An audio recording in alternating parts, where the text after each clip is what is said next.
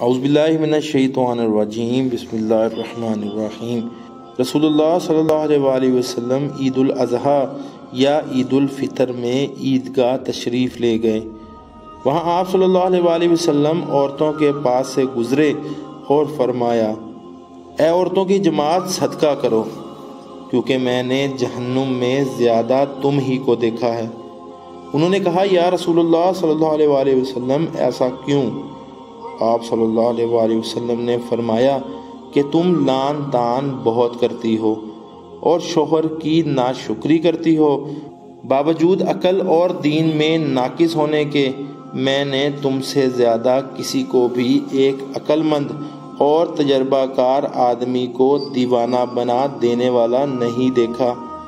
عورتوں نے عرض کی کہ ہمارے دین اور ہماری عقل میں نقصان کیا ہے یا رسول اللہ صلی اللہ علیہ وآلہ وسلم؟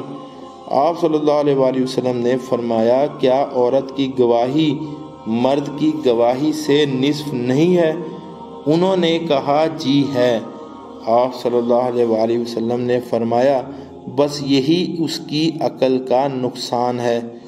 پھر آپ صلی اللہ علیہ وآلہ وسلم نے پوچھا، کیا ایسا نہیں کہ جب عورت حائضہ ہو تو نہ نماز پڑھ سکتی ہے نہ روزہ رکھ سکتی ہے؟